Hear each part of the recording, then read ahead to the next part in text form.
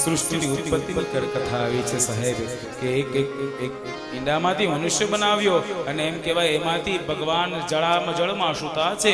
નારાયણ ભગવાનનું નામ એટલા માટે પડ્યું કે નાર એટલે કે પાણી, અયન એટલે કે આજુબાજુ ભગવાન જ્યાં સૂતા છે એની આજુબાજુના વિસ્તારમાં પાણી છે એટલે એ શબ્દને નારાયણ કહેવાય.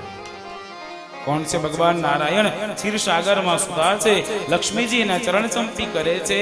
એમાં એક વખત ભગવાન જવાહરભાઈ દેસાઈ જઈ રહ્યા છો, વાંધો નહીં. તો એ નારાયણ એ ભગવાન નારાયણના કઈક સર્જન કરવાની ઈચ્છા થઈ. એટલે સર્જન કરવાની ઈચ્છા થઈ, નાભીમાંથી એક કમળ ખીલ્યું અને કમળમાંથી બ્રહ્માજીનું પ્રાગટ્ય થયું. આ બ્રહ્માજી એ જ 51 વર્ષ 100 વર્ષ વાળા, યાદ છે ને?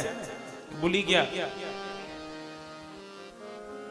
યાદ છે ને? કાલે પૂછીશ પાછું, એટલે આવજો પાછા. એ બ્રહ્માજીને પ્રાગટ્ય થયું. બ્રહ્માજીને સલાહ આપવામાં આવી, સૂચના આપવામાં આવી કે સૃષ્ટિની સર્જન કરો.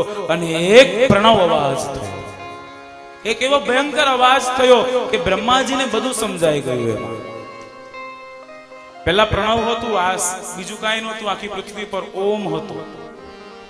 ઓમ, એ ઓમ માંથી જ બ્રહ્માજીને બધું સમજાવવા લાગ્યું. અને બ્રહ્માજી એમ કહેવાય જળચર બધા અલગ અલગ પ્રાણીઓની રચના કરી. મનુ મહારાજ અને શત્રુપાની રચના કરી અને એમ કહેવાય ઈંડામાંથી મનુષ્ય બનાવ્યો. 10 વેદી સૃષ્ટિની રચના કરી છે. આખી પૃથ્વીની રચના થઈ ગઈ. પૃથ્વીની રચના થઈ પછી ચતુશ્લોકી ભાગવતનો નિર્દેશ અહીંયા આવે છે, જે આપણે ગઈકાલે કથાની અંદર જોઈ ગયા. આખી પૃથ્વી બનાવી દીધી. સુખદેવજી મહારાજ રાજા પરીક્ષિતને કથા કરતા કરતા કહેવા લાગ્યા કે પૃથ્વી તો બની ગઈ, પણ હવે પૃથ્વી પછી પૃથ્વી પર 2 મનુષ્ય છે, મનુ મહારાજ અને શત્રુપા. એના વંશ વિસ્તારની કથા.